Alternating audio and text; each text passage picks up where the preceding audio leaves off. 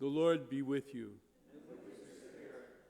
A reading from the Holy Gospel according to Matthew. When John the Baptist heard in prison of the works of the Christ, he sent his disciples to Jesus with this question: "Are you the one who is to come, or should we look for another?" Jesus said to them in reply, "Go and tell John what you hear and see. The blind regain their sight, the lame walk, lepers are cleansed, the deaf hear, the dead are raised, and the poor have the good news proclaimed to them. And blessed is the one who takes no offense at me." As they were going off, Jesus began to speak to the crowds about John. "What did you go out to the desert to see? A reed swayed by the wind? Then what did you go out to see? Someone dressed in fine clothing? Those who wear fine clothing are in royal palaces. Then why did you go out?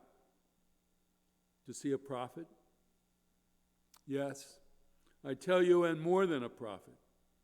This is the one about whom it is written, 'Behold, I am sending my messenger ahead of you. He will prepare your way before you.'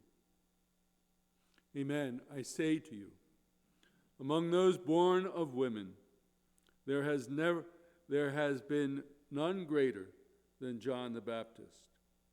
Yet the least in the kingdom of heaven is greater than he." The Gospel of the Lord.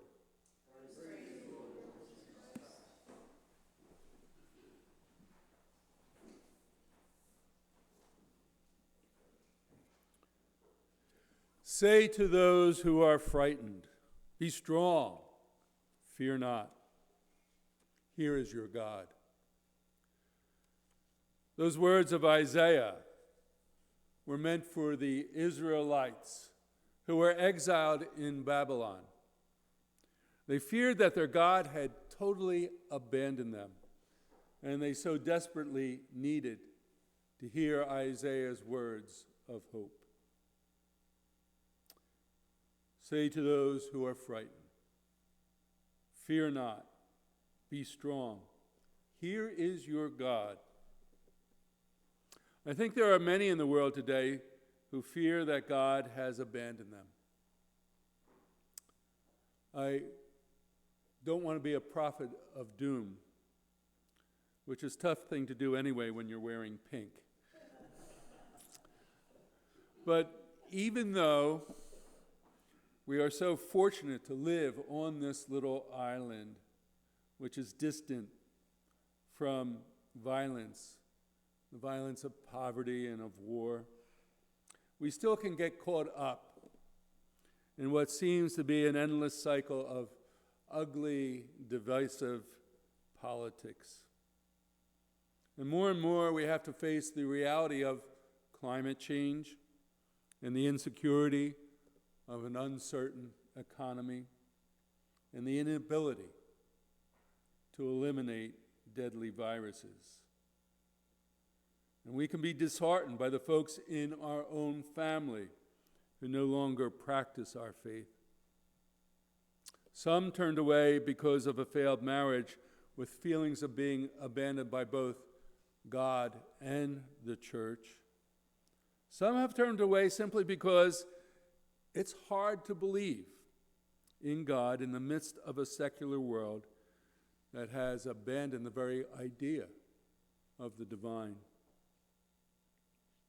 All those negatives can so easily get into our spirit. We are not in exile like the Israelites of old. We're not in prison like John the Baptist. But we are shaken by how unsettled and disordered this crazy old world of ours can be.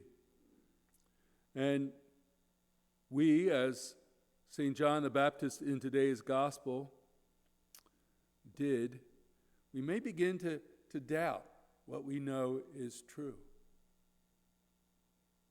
He knew that Jesus was the Messiah, was the Christ, but he had a different notion of what that Christ should be. In the midst of those doubts, the church gives us this third Sunday of Advent as a time of reflection to face into the difficulties of life and find God in the midst of it, and to rejoice in God's presence. So we gather to cry out with the psalmist this evening, Lord, come and save us. We gather to deepen within our spirit the belief that the Lord has indeed come and saved us.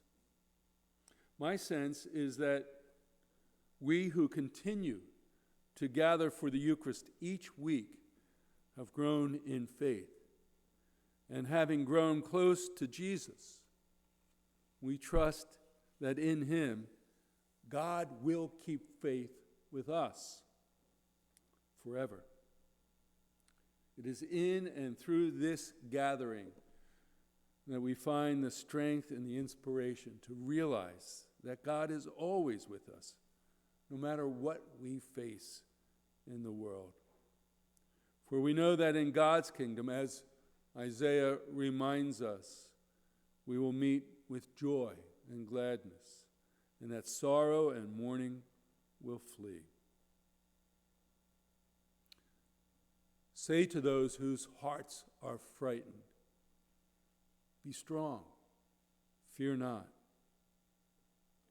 Here is your God. We who gather here week after week know that our God has not abandoned us. But until we reach the blessedness of that kingdom, where the lame walk and lepers are cleansed, the deaf hear, the dead are raised, and the poor have the good news proclaimed to them, we must heed the words of St. James in today's second reading. We must be patient until the coming of the Lord, which I am guessing isn't going to be tomorrow or the next day. And while patiently waiting for Christ's second coming, we are charged with the task of working with one another to build up God's kingdom here and now, so that in and through this faith community, at least a glimmer of the kingdom will shine through the darkness and chaos of our world. For we believe our God is with us to protect all human life. Our God is with us when we reach out to the poor and the lonely in the nursing home here on Tybee. Our God is with us in our efforts to combat climate change, to provide a just wage and good health for all people. Our God is with us when we welcome those who are fleeing from war and violence. Our God is with us to strengthen us, to stand against all forms of hatred, so that one day peace and love may truly reign in our world. Until that day, as a faith community, let us say to those whose hearts are frightened, be strong, fear not, gaudete, rejoice in the Lord always. Again, I say rejoice. The Lord is near. Amen.